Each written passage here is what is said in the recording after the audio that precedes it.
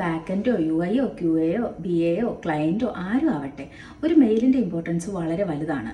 നമ്മളിപ്പോൾ ഒരു സ്റ്റാൻഡപ്പിലോ അല്ലെങ്കിൽ ഒരു 1-to-1 ഡിസ്കഷനിലോ ഒരു റിക്വയർമെൻറ്റ് ചേഞ്ച് അല്ലെങ്കിൽ ഈ ഒരു വർക്ക് ഇങ്ങനെയാണ് ചെയ്യേണ്ടതെന്ന് ഒരു ഡിസ്കഷൻ ഓൾറെഡി കഴിഞ്ഞു എന്ന് വെച്ചോ.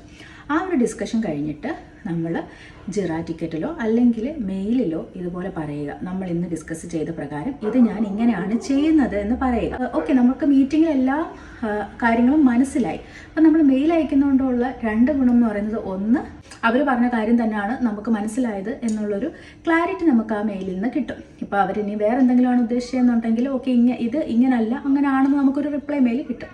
പിന്നെ രണ്ടാമത്തെ കാര്യം എന്ന് പറയുന്നത്, നമ്മൾ വാക്കാലാണല്ലോ നമ്മൾ സ്റ്റാൻഡപ്പിലാണെങ്കിൽ അല്ലെങ്കിൽ 1-to-1 ഡിസ്കസ് ചെയ്തത്. പിന്നെ കുറേ നാൾ കഴിഞ്ഞിട്ട് ഇത് ഇങ്ങനെ അല്ലല്ലോ ചെയ്യാൻ പറഞ്ഞതെന്ന് പറഞ്ഞു കഴിഞ്ഞാൽ നമ്മുടെ കയ്യിൽ പ്രൂഫ് ഒന്നുമില്ല. അപ്പോൾ ആ സമയത്ത് നമ്മളിത് ഓൾറെഡി ഡിസ്കസ് ചെയ്തിട്ടുണ്ടായിരുന്നു. നമ്മൾ മെയിലിലും നമ്മളത് ഡിസ്കസ് ചെയ്തിട്ടുള്ളതെന്ന് പറഞ്ഞിട്ട് നമുക്കൊരു പ്രൂഫ് കാണിക്കാം. ഇതിപ്പോൾ റിക്വയർമെൻറ്റിൻ്റെ കേസിലല്ല, ഇപ്പം UIയും ബാക്കെൻഡും. UI ഇപ്പം ഇന്ന കുറച്ച് ഫീൽഡ്സ് ആഡ് ചെയ്യണമെന്ന് ഒരു ബാക്കെൻഡുകാരോട് പറഞ്ഞെന്ന് വെച്ചോ.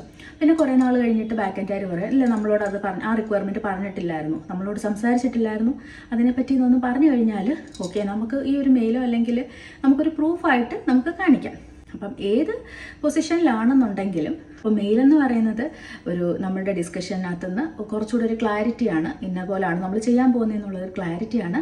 സെക്കൻഡ് ആൻഡ് മെയിൻ തിങ്, അതൊരു പ്രൂഫാണ്. ഫ്യൂച്ചറിൽ നമുക്ക് എപ്പോൾ തിരിച്ചടിച്ചു കഴിഞ്ഞാലും നമുക്ക് കാണിക്കാൻ പറ്റുന്ന ഒരു പ്രൂഫാണ് ഈ മെയിലും. ഇപ്പോൾ നമ്മളൊരു പ്രൊജക്റ്റ് ഡിലേ ആവാൻ വേറെ ഏതെങ്കിലും ഒരു ഡിപ്പെൻഡൻറ്റ് ടീം കാരണം ഡിലേ ആയെന്ന് വെച്ചോ. അപ്പോൾ ആ സമയത്ത് നമ്മളിത് അവരോടൊക്കെ ഡിസ്കസ് ചെയ്തിട്ടുണ്ടാവും, എല്ലാവർക്കും ആ കാര്യങ്ങളൊക്കെ അറിയായിരിക്കും. പക്ഷെ കുറേ നാൾ കഴിയുമ്പോൾ ഇത് നിങ്ങൾക്ക് ഇത്രയും സമയം കിട്ടിയില്ലേ എന്ന് ചോദിക്കും. അപ്പോൾ നമ്മൾ ഇന്ന പോലെ ഈ ഒരു ഡിപ്പെൻഡൻറ്റ് ടീം കാരണമാണ് ഡിലേ വന്നതെന്നൊക്കെ പറഞ്ഞു കഴിഞ്ഞാൽ ഓക്കെ, നിങ്ങൾ അതിന് എന്തെങ്കിലും മെയിൽ അയക്കുകയോ അങ്ങനെ എന്തെങ്കിലും ഇൻഫോം ചെയ്യുകയോ ചെയ്തിട്ടുണ്ടോ എന്നൊക്കെ ചോദിച്ചു കഴിഞ്ഞാൽ നമുക്ക് ഈ മെയിൽ എടുത്ത് കാണിക്കാം.